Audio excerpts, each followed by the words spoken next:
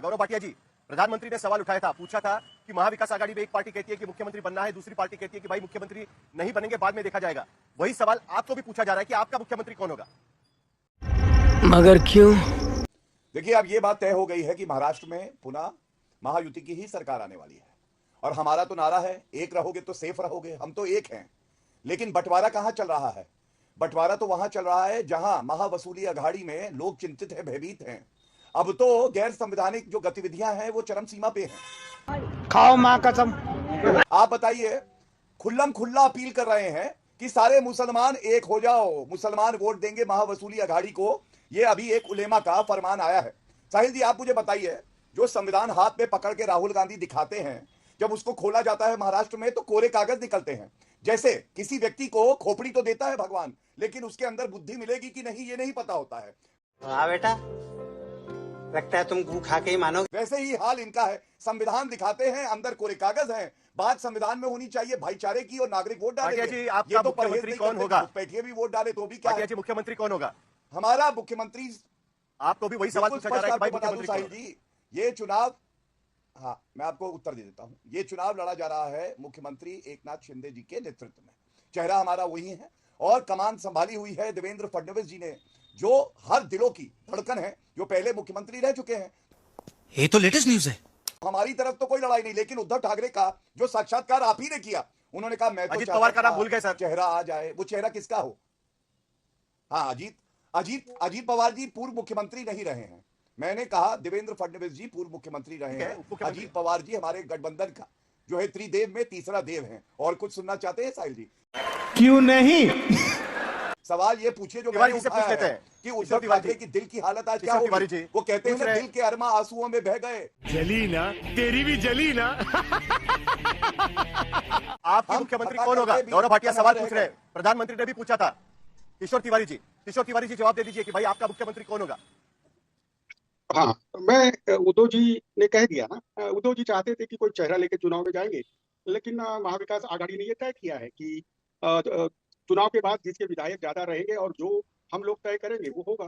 हमारी प्रायोरिटी यही है कि ये गौरव भाटिया की निकम्मी सरकार को हटाना है।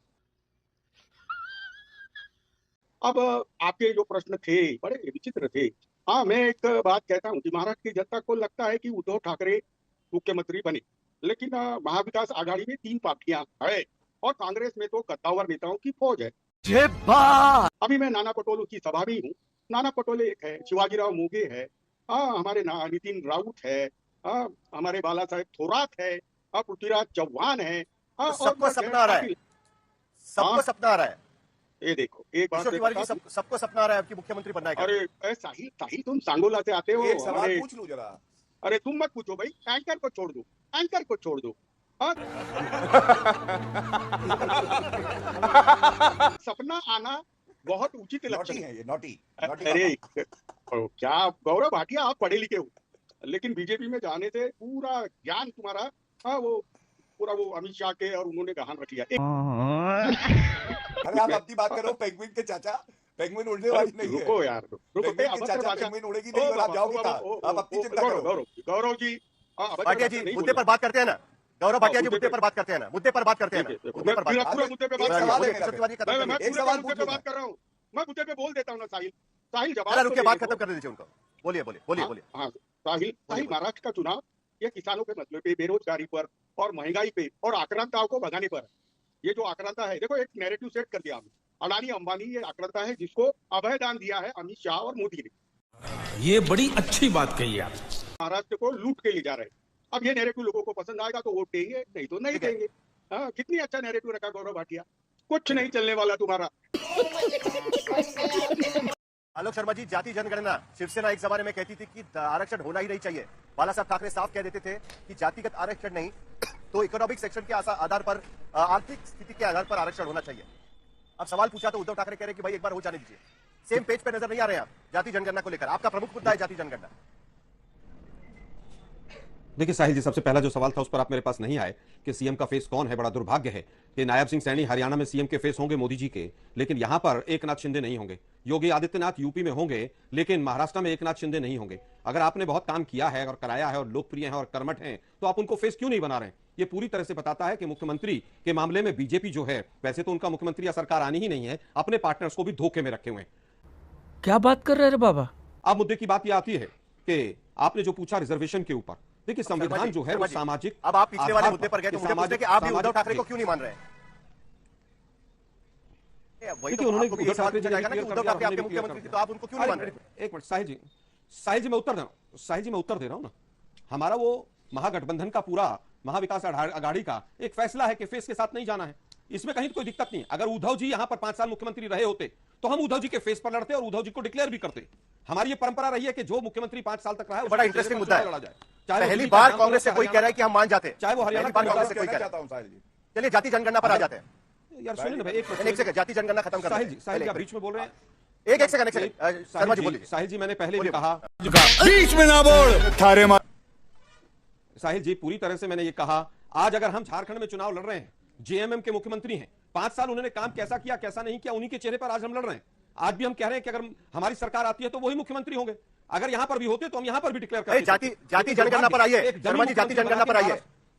उसको सांस तो लेने देवे। जाति जनगणना पर आइए। आ रहा हूं मैं उस पर भी आ रहा हूं। एक डमी मुख्यमंत्री महाराष्ट्र को दिया और बैकडोर से पूरा महाराष्ट्र को लूट लिया। अब आते हैं जातिगत जनगणना पे। जाति एक सत्य है और जाति आधारित और सामाजिक स्थिति आधारित हमारे संविधान में आरक्षण का प्रावधान है। ना उसमें धर्म के आधार पर प्रावधान है, उसमें पूरी तरह से किस तरह से सामाजिक स्थिति किसी जाति की रही है, उपजाति की रही है, उसी के आधार पर आरक्षण रहा है। आरक्षण की बात तो यहां तक है, लेकिन आरक्षण के बाद की जो स्थिति है कि इकोनॉमिकली वीकर सेक्शन को 2009 हो 2014 हो, हमारे मैनिफेस्टो में रहा और 10% का जो इकोनॉमिकली वीकर सेक्शन का जो रिजर्वेशन आया मोदी जी की सरकार के समय पर, उसकी नींव हमने डाली और उसको हमने सपोर्ट किया। क्या बात है सर, क्या बात है सर, क्या बात, ये बात है। अब आपकी बात आती है कि रिजर्वेशन जातियों में बंटना चाहिए कि नहीं। भाई जाति सत्य है, क्या देश में जाति के आधार पर तमाम चीजें नहीं होती हैं?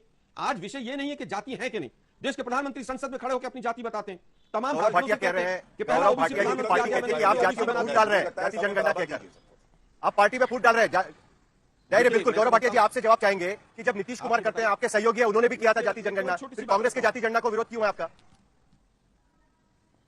शर्मा जी अभी जवाब दे दीजिए उनको। गौरव भाटिया जी जवाब दीजिए। क्योंकि आपने अब जो बात उठाई है जातिगत जनगणना की, आप जब बात करते हैं तो मैं एक बात बता दूं, कैसे एससी एसटी ओबीसी समाज को ठग रही है कांग्रेस पार्टी। क्योंकि ये लोग तो केवल मुसलमानों को अपना मानते हैं और एससी एसटी ओबीसी का आरक्षण लो और मुसलमानों को दो। यही बात नरेंद्र मोदी जी ने भी उठाई, अमित शाह जी ने भी। ये कितना क्वालिफाइड होके बात कर रहा है। चलाओ मेरे हाथ में एक वक्तव्य है, भाषण है, ये राजीव गांधी का है। जब मंडल कमीशन की रिपोर्ट पे चर्चा हुई तो उस वक्त भी इनकी सोच इतनी जहरीली थी कि इन्होंने कहा मुसलमान पिछड़े हैं, आरक्षण उनको मिलना चाहिए। ये 6 सितंबर 1990 की बात है। राहुल गांधी विदेशी धरती पे जाते हैं, कहते हैं आरक्षण को समाप्त कर देंगे। कुछ भी 2011 की बात है, सेंसस कराया, 3 साल की सरकार रही इनकी। इन्होंने क्यों नहीं कास्ट सेंसस सार्वजनिक किया? क्या ये आज पूछा नहीं जाएगा? क्या ये पूछा नहीं जाएगा? कास्ट सर्वे हुआ कर्नाटक में, सिद्धारमैया ने आज तक क्यों नहीं उसको सार्वजनिक किया? ये पूछा नहीं जाएगा। और अंत करूंगा एक बात कहकर, बहुत जरूरी। देखिए लड़ाई क्या है, लाडली बहन योजना, जवाब दीजिए। लाडली बहन योजना वर्सेस इंपोर्टेड माल योजना। देखिए मुझे लगता है कि जिस तरह से अरविंद सावंत, 3 सवाल, उद्धव ठाकरे, 3 सवाल इन्होंने उठाए हैं। तीनों सवालों का मैं उत्तर देता हूं। पहला सवाल, बीच में मत भाई इनको चुप भाटिया जी जवाब ले लेते हैं। शर्मा जी जवाब दीजिए। शांत हो जाइए। नहीं, अरे पहले जवाब दीजिए, दूसरे भी जा रहा है। चुप कर बे कुत्ते। एंकर ने 3 बार आपको चुप कर दिया, आप चुप रहिए। भाटिया जी पहले जो आपने जाति जनगणना महाराष्ट्र की जनता जानती है। अरे मैं उत्तर दे रहा हूं, आपके तीनों विषयों का उत्तर दे रहा हूं। ये सवाल आज आप पूछिए साहब। भाटिया जी जाति जनगणना पर आपने सवाल उठाए, उसका जवाब लीजिए। अरे सुनिए भाई, सुनिए ना शर्मा जी बात जवाब दीजिए। सुनिए भाई जरा। एससी का रिजर्वेशन 15% और 7.5% अगर किसी संविधान ने दिया तो वो संविधान कांग्रेस ने दिया। एससी एसटी का रिजर्वेशन कांग्रेस ने हमेशा दिया। बीजेपी ने मंडल कमीशन का ओपनली सड़कों पर आकर विरोध किया। अब बात आती है मुस्लिम्स को रिजर्वेशन देने की। आंध्र प्रदेश में भी, अरे सुनो ना यार, अरे सुनिए ना भाई जरा, सुनिए जरा, अरे सुनिए यार, क्या यार, क्या कहां से भाई आप बैठा लेते हैं यार? ये हिंदू मुसलमान के अलावा कुछ आता नहीं है इनको। आप जवाब दीजिए। खोपड़ी में भाटिया जी सुन लीजिए। सुनो यार, और हम पूरी बात आपकी सुनिए भाई जरा, की बकवास कर रहे हैं। पहला इंपोर्टेड माल बता अरे यार गजब है भाई। मैंने एससी एसटी रिजर्वेशन का बताया। दूसरा विषय भाई थोड़ा फेडा डाउन करिए। शर्मा जी क्या है यार, 40 पे भी जाना है, बोलिए। शर्मा जी बोल लीजिए, होता तो बौखलाहट होती है, वो बौखलाए हुए हैं। वापस वापस आते हैं, मंडल कमीशन का खुल के विरोध किया। मुस्लिम्स को आरक्षण देने की बात, मोदी जी के तमाम वक्तव्य हैं कि गुजरात में फला फला मुस्लिम के वर्ग को मैंने दिया आरक्षण। अरे बाप रे, ये तो धोती खोल रहा है। उसके बाद अभी आंध्र प्रदेश में जब चुनाव था तो इनका जो ज्वाइंट मैनिफेस्टो था बीजेपी और जिन पार्टियों के साथ ये लड़ रहे थे, उसमें मुसलमानों को आरक्षण की बात कही गई थी और बीजेपी के मुंह में दही जम गई थी। धर्म के आधार पर संविधान में आरक्षण नहीं हो सकता है, ये पूरी तरह से क्लियर है। तो कोई कांग्रेस कोई बीजेपी नहीं दे सकती है, ना आज तक दिया गया है। लेकिन इनको केवल हिंदू मुसलमान भारत पाकिस्तान जब जब चुनाव आता है तब तब याद आता है। तू समझा? हाँ। नहीं, तू समझा नहीं। जी बताएं। ऐसा है, जाति जनगणना को लेकर विरोध तो सभी पार्टियों ने किया था। मंडल कमीशन जब आया था तब केवल एबीवीपी नहीं, कांग्रेस भी तो उसका विरोध कर रही थी। तब तो उनको सियासी चाल दिख रही थी। आज की स्थिति में दोनों पार्टियां कहती हैं कि भाई जाति जनगणना होनी चाहिए। आप यहाँ पर महाराष्ट्र में कह रहे हैं, वहां पर नीतीश कुमार उनके सहयोगी कह रहे हैं जाति जनगणना होनी चाहिए। साहिल जी मैं उत्तर देता हूं। हमने जब मंडल कमीशन लागू हुआ तब ये बात आई थी कि जातियों की जनगणना के बगैर आप इसको लागू मत कीजिए।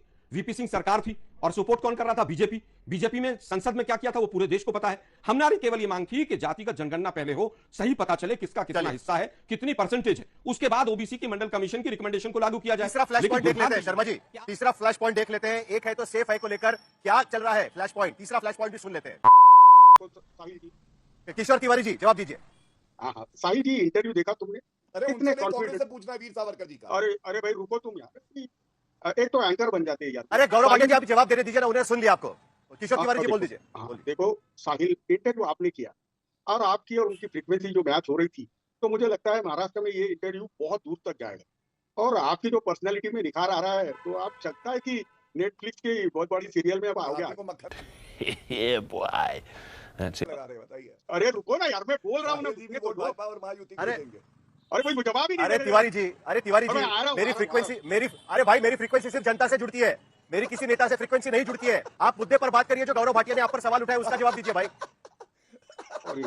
देखो कितना हंस रहे हैं आपके चेहरे पे। अरे कितना, क्या बात है। मैं जवाब दे रहा हूँ, देखिए बहुत सीरियस मैटर है। और साहिल जो मैंने सच्चा बोला वो तो सच्चा ही है। हाँ वो जो तुमने मफलर लगाया है तो वो तो पसंद आ गया इसलिए बोला। मैं बता रहा हूँ, उद्धव जी ने स्पष्ट किया कि बीजेपी कितनी विश्वासघाती पार्टी है। उद्धव जी ने जो कुछ किया, ये बोलते हैं ना बाला साहेब ठाकरे को बहुत बुरा लगता था ये और वो, तो मैं अभी बता दे रहा हूँ। हाँ बाला साहेब ठाकरे भी होते तो उनको भी ये नकली संतान बोलना बहुत नगवार गुजरता। समझ रहे हो? समझ रहे हो? समझ रहे हो? आखिरी 1 मिनट मेरे पास बाकी है, 30-30 में जवाब चाहूंगा। कांग्रेस प्रवक्ता सबसे पहले आप मुझे बताइए, अजीत पवार कह रहे हैं कि बीच बचाव के लिए अडानी थे, बीजेपी और एनसीपी के बीच में शरद पवार खुद समर्थन कर चुके हैं अडानी का। कैसे हटाएंगे अडानी का टेंडर अगर आप सत्ता में आते हैं तो? रुक, तेरे को बताते तेरी माँ की।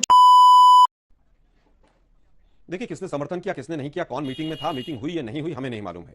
लेकिन जहां तक बात है शेल कंपनियों का पैसा अगर अडानी हिंदुस्तान में लगाएगा तो उसके टेंडर कैंसिल होने चाहिए। इलीगल तरीके से अगर जमीन जायदाद अडानी को दी जाएगी तो उसके ऊपर एक्शन होना चाहिए। और हमने करके दिखाया है। छत्तीसगढ़ में हसदेव के जंगल जो ट्राइबल्स की भूमि थी, हमने जंगल नहीं कटने दिया, लेकिन जैसे ही बीजेपी की सरकार आई ट्राइबल्स को वहां से उजाड़कर वो भूमि अडानी को दे दी गई। आज हम पूछना चाहते हैं 20,000 करोड़ रुपया क्या किसका था वो? और जो एक है और सेफ है का जो नारा दिया था उसका सीधा मतलब यह है कि आप तमाम लोग एक रहिए। अजीत डोभाल से लेकर मोदी जी से लेकर और अमित शाह से और माधवी बुच से कि सब एक रहिए, नहीं तो आप लोग सब फंस जाएंगे। इसका मतलब यह है आज पूरी तरह से देश समझ गया है कि किस तरह से इलीगल तरीके से तमाम संपत्तियां अडानी को दी गई हैं। जब भी सरकार आएगी जांच भी होगी और उनके ऊपर एक्शन भी होगा।